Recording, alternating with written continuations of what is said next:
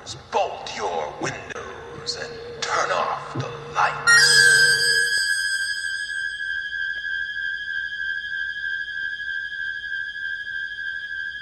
Welcome to Michael Myers Minute, where we delve into the 1978 horror classic Halloween 1 minute at a time. I'm your host, Robert Black. Loomis reaches the station wagon as minute 71 begins, parked in front of 1356 North Genesee in Hollywood, California. He's got to look at that state seal a couple times to be sure. Then, like that evil radar he's got doesn't work in the film version, he seems to almost randomly head north. In second 12, we cut to interior Doyle house living room. Laurie still stands by the bedroom door. In the script, the cutaway to Loomis finding the car comes just after she enters the Wallace house instead of before she even heads across the street. With both sequences, this edit works better for timing, I think. Loomis now has longer to wander the neighborhood and we get a mostly quiet, but for music, sequence of Laurie taking some initiative. Laurie comes back downstairs, she takes a key out of her purse and again steps to the window. I've always assumed she was just grabbing the keys to the Doyle house for her return, but according to the novelization, she has a ring with 4 or 5 keys belonging to the people she regularly sat for, and she selected the one to the Wallace house. And if you pay close attention, you can see she does take the keys from her own bag. Laurie's POV, Wallace house, dark and silent. Angle on Laurie, she steps to the front door.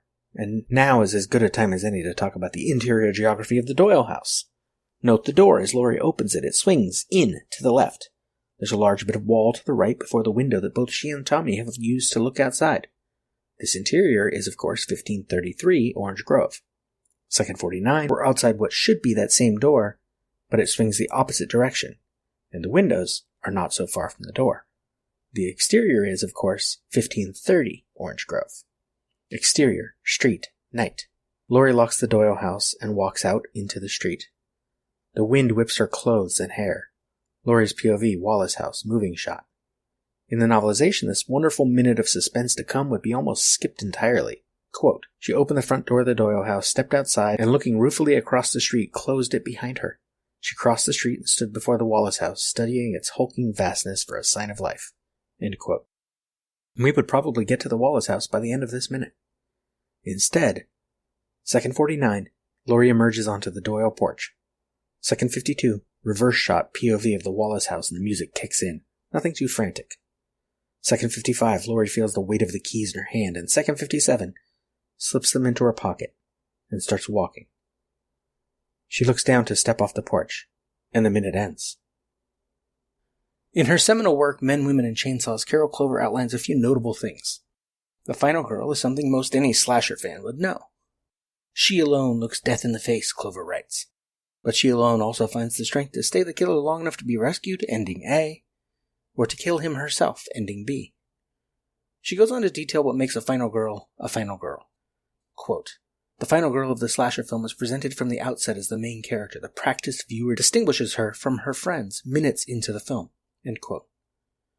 It's interesting in retrospect, structurally. Based on Act 2 of Halloween, it might not be obvious that Laurie is the intended victim. Michael actually spends more screen time stalking Annie.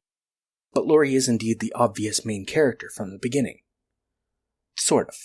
Because the film effectively has 2 prologues, 1963 and then Smith's Grove, Laurie isn't introduced until minute 13.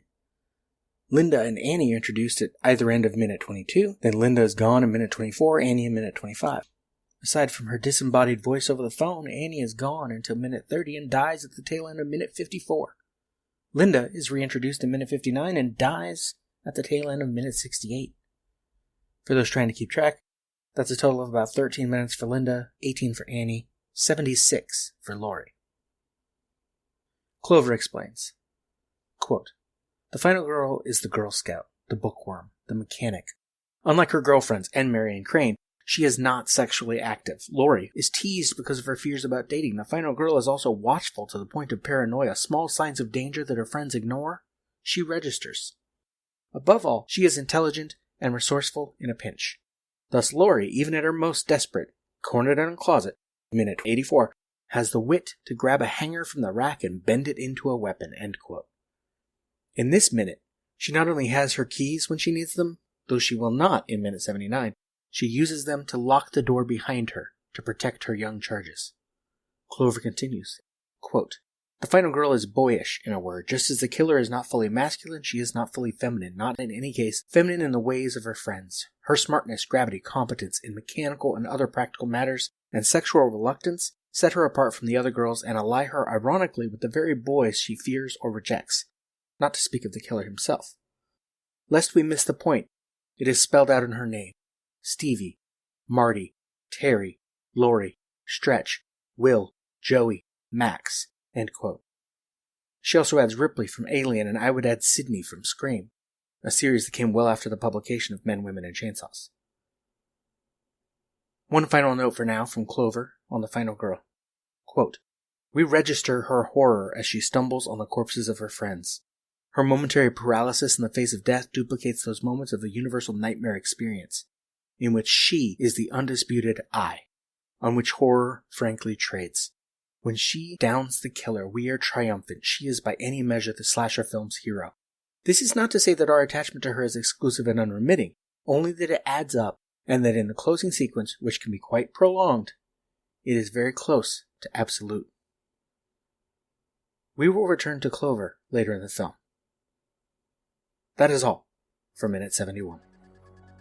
Michael Myers Minute is a production of Lemming Drops Studio. You can find more content at lemmingdrops.com. You can stalk me on Twitter and Facebook at Myers Minute, or Instagram, Michael Myers Minute, or join our Facebook listeners group, 45 Lambkin Lane. Don't forget to subscribe and leave us a nice review if you like what you hear. And if you really like what you hear, you can help me out by donating through Patreon at patreon.com/MyersMinute and join the Thorn Cult. Until next time.